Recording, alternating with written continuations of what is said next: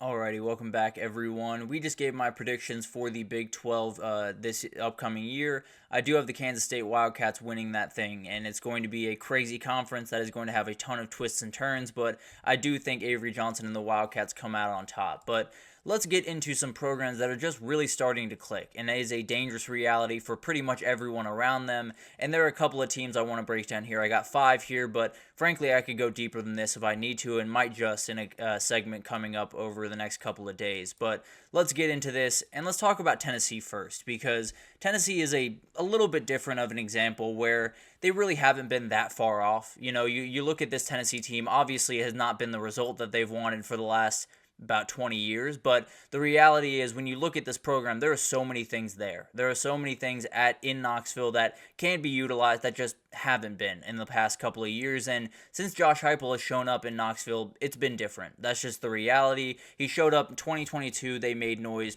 immediately. Hendon Hooker was a Heisman candidate and maybe the Heisman favorite when he went down. Tennessee was a team that was heading possibly to a playoff at that very moment. So there were a lot of things that were happening that 2022 season that kind of just laid the groundwork, is the best way to put it. It's something that kind of opened a lot of doors for them and got a lot of people around that program to believe in the head guy. And that's the number one thing when you're talking about college football today, is you have a ton of stuff to figure out, and you have a ton of different people that are going to help you figure that out.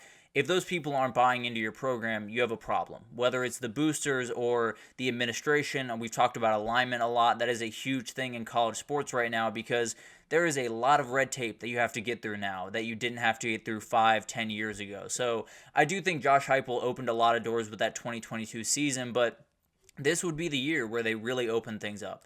I think this would be the year where they prove everyone that they're not just a team that popped up in 2022 and then kind of shrunk back into the darkness. They're not a team that is going to be a pop team. They're going to be here to stay, and this is a really good opportunity to figure that out. This is a really good opportunity to kind of prove that to everyone, and Nico Iamaleava is absolutely a guy that can make that happen. The defensive side of the ball is the other side that I think has been remarkably good. Tim Banks over there as defensive coordinator has done a great job with this defense, and on the recruiting trail, they continue to get better. They continue to find guys on the recruiting trail that, frankly, they just wouldn't have got a couple of years ago. They wouldn't have got 5 years ago battling Alabama and Georgia and all of the different SEC teams.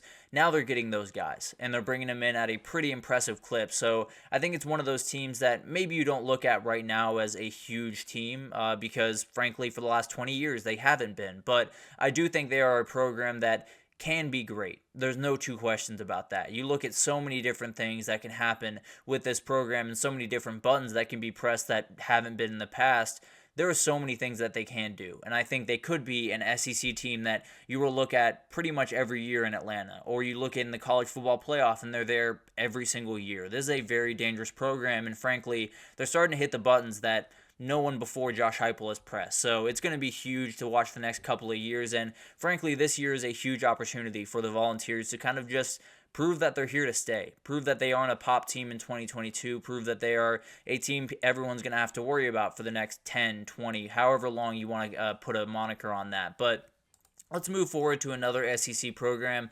The Auburn Tigers is a little bit of a weird one as well, because when you look at this program overall, they've had pop years. There's no two ways about that. 2010, obviously winning a national title. 2013, a really remarkable team with Nick Marshall. 2019, before that LSU game, was a really, really fun year for them as well. So they have plenty of years where you see the potential in this program, but stringing them together has been really hard. And the reason for that is very, very obvious. Nick Saban was over there in Tuscaloosa and made everything just really hard for this team, but he's gone now, and the door is open for the first time pretty much since 2009, so you have the ability to make some noise here. You don't necessarily need that Luck or Cam Newton that you had in the past. You have plenty of ability to get your footing and play on the same footing as Alabama for the first time in quite some time. So I think Auburn's definitely taking advantage of that. I mean, they're dominating the state of Alabama for the first time in a really long time, and that's a huge deal for a team like Auburn to be able to do that. That's why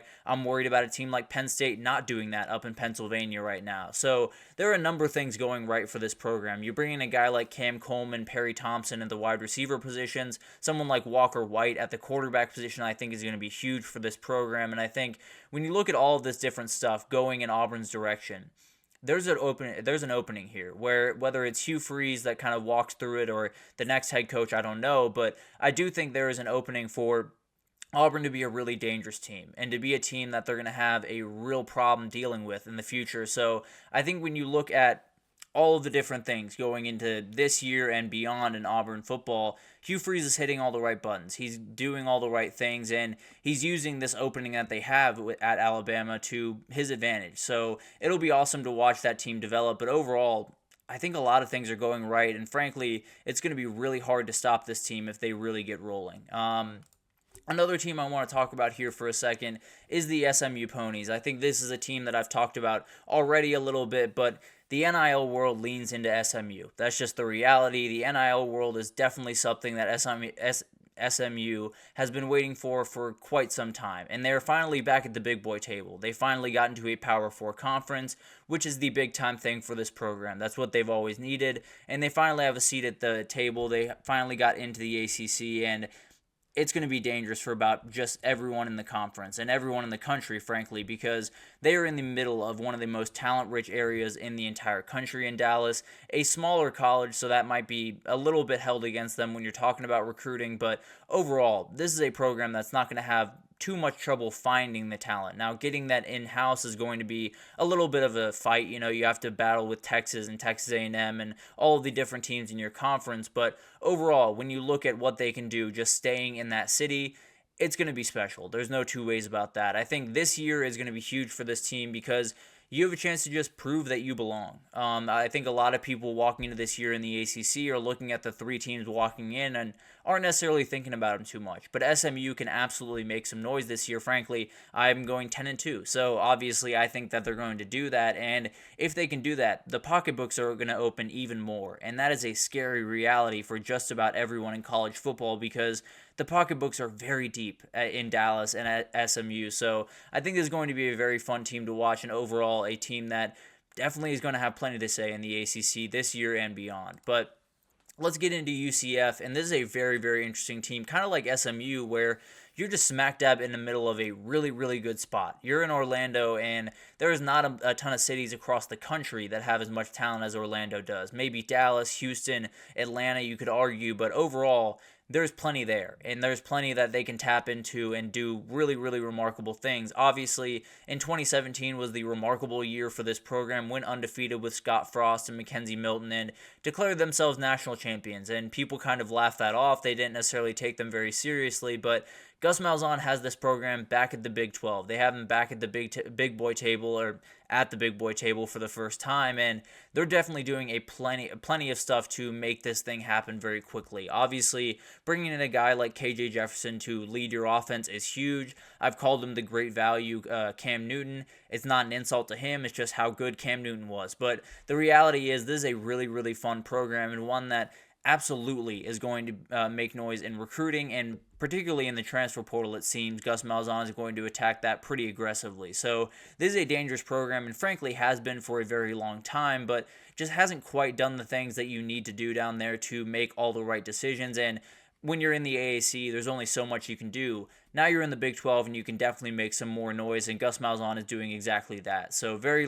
much like UCF, although I don't think 2024 is going to be super advantageous for them. I think beyond, they're going to make plenty of noise. But now let's get into Rutgers, and frankly, it's just Greg Schiano. He showed up there, and he instilled a culture, instilled a drive in this team that wasn't there before. Because frankly, I would turn on my TV, and if it was a Big Ten game with Rutgers in it, I assumed they were going to lose and turned it off. At least for the majority of my childhood, that's the way that it worked at Rutgers, and that's not the way it works anymore. Greg Schiano does not have his guys showing up to any game across the entire season where they don't think they can win. Because of the confidence that he instills in this team, it opens so many doors for this program, and there is going to be a big thing here in talent acquisition. You're not exactly in the greatest place in Piscataway, New Jersey to get a bunch of 18 to 22-year-olds to join your program. That being said, winning cures all. Winning is the thing that opens so many doors, and there are a number of different areas that they can go into, whether it's Pennsylvania or Maryland or Virginia or New York.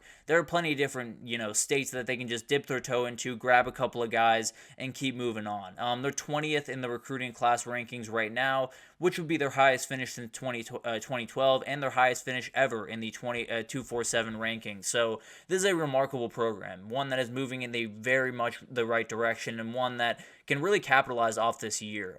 With the realignment and all the teams coming in and the doing away with divisions, all of that different stuff, they have openings where they don't have to play Ohio State, or they don't have to play Michigan, or they don't have to play Penn State, and they're going to be able to get a couple more wins where it used to be they would get blown out on a Saturday. So overall, this is a team that I think is going to make some noise. I think is going to be kind of a problem for the next couple of years, and maybe won't win this conference or do anything crazy, but is going to be one of those teams that you turn on the TV on a Saturday and they're giving Ohio State a fight, or they're giving Michigan a fight, or Penn State, or Oregon, or one of these really good teams in this conference, and at some point, they might just pop and make it into the playoffs. So I very much like this team, and I think they're going to be a very dangerous team this upcoming year. But overall, those programs are absolutely just the tip of the iceberg. There are a number of other programs that are really starting to click right now, and definitely could have really good futures in the future, but let's take our last break here, and when we come back, we're going to break down my hot take Thursday. I have a take about rotations that I think is going to decide the national title,